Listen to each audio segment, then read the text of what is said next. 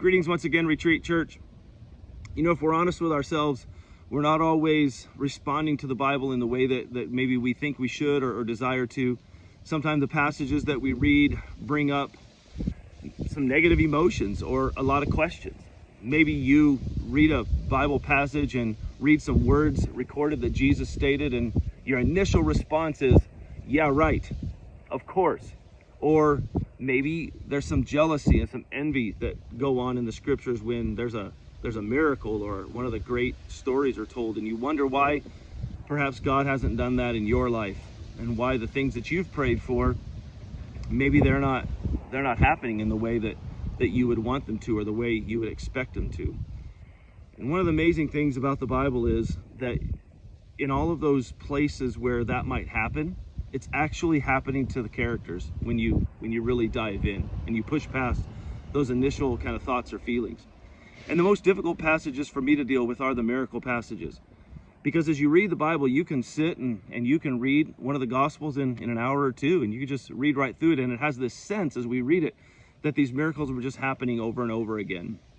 And when you feel like it's happening at a fast pace in the scriptures as you read, but in your own life, God seems to move rather slowly, or let's be honest, sometimes we feel like God's not moving at all. That begins to kind of harm our faith. In fact, that's one of the major reasons why people walk away from the Christian faith, is because they experience something with God that they don't think they should be experiencing if the Bible was true, and they have a hard time putting those two things together. Well, in our passage today, as we continue this series, Pray for Seeds, in Matthew chapter 17, I think we're seeing a miracle, which kind of, when I read miracles, I've already told you, I kind of get this uneasiness in me, maybe a little jealousy that God hasn't done some things that I've asked him to do already. And I'm kind of in that waiting period, or kind of struggling with that myself. But in this passage, we see a miracle, but we also see the human struggle with the miracle. And we see Jesus making a very important point concerning faith.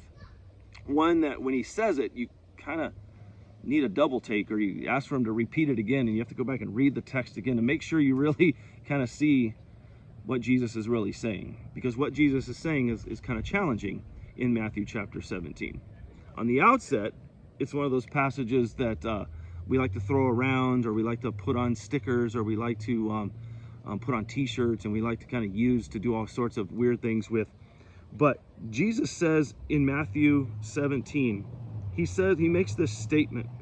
He says in verse 20, he said to them, "Because of your little faith, for truly I say to you, if you have faith like a grain of a mustard seed, you will say to this mountain, move from here to there, and it'll move." And then he makes this statement, "and nothing will be impossible for you." And when Jesus says that, boy, I want to be very careful, because I've heard so many crazy sermons on that no matter what you want, if you have enough faith, God will do it. Now, there's been times in your life and in mine when we've had the faith, when we knew for certain God was going to do something and he didn't. And then we kind of start looking at this story a little deeper when we just kind of want to understand that phrase. And we know that it was a time when 9 of Jesus's disciples could not cast out a demon from a possessed boy as the Father was requesting they would. And when Jesus comes on the scene with 3 other disciples, they have this discussion of why this demon was not cast out. And Jesus says it was because of their faith. And he makes this statement to the disciples.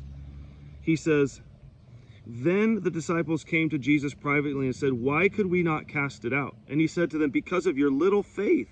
For truly I say to you, if you have faith like a grain of a mustard seed, you will say to this mountain, move, and it'll move from here to there, and nothing is impossible for you.'" So he makes that statement as a response to a question, that why could we not cast out that demon? And he makes a statement that's kind of weird when you think about it. He says, "Because of your little faith," in the ESV, but then he says, "But if you have faith of a mustard seed," which is also little faith. It's like, because you had little faith, but if you have little faith. And it's really weird, and it's kind of confusing statement until you start to dig in. Now, what Jesus first mentions, and he says, "Because of your little faith," can also be translated "because of your poor faith." Interesting, your poor faith. So it's not the amount, but it's the the quality of your faith. So we start looking a little deeper into this passage based on the context. And all the way back in chapter 10, Jesus had taken the 12 disciples to himself, and he gave them authority over unclean spirits. So he gave them authority over unclean spirits. 7 chapters later, we read of them not being able to cast out this demon. And we're still going, wait a minute. So they didn't believe in what Jesus had already given them the power to do. So that was the poor quality. That what Jesus had already given them authority to do, they just weren't able to do. They weren't exercising.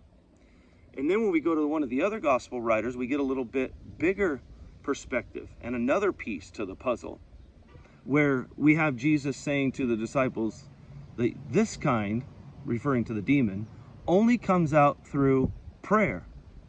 So we can understand through that the disciples' quality of faith was not the faith that moves mountains, was not the faith which is useful in our life, because they were not employing what God had already given them authority to do, but also is because they were stepping out on their own strength. They didn't bother to pray. They didn't bother to bring on the authority of Jesus.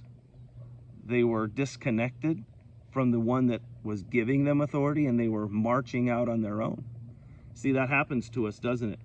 When we start to become overconfident in our own gifts and abilities, even though we believe those gifts and abilities are from God. And we begin to move out and to begin to do things for God. And we fall flat on our face. And we come back to God and we say, well, why didn't that happen for me? Or we read a Bible passage and we think, well, why didn't that happen in my life? So I ask you this question: when you're walking out and stepping out in faith, are you walking in the authority that Jesus has already given you? Are you relying on his strength and his power? Because even if you have a bit of that faith, it's the quality of that faith that'll move mountains in your life. And mountains in the scriptures are always indicative of major challenges.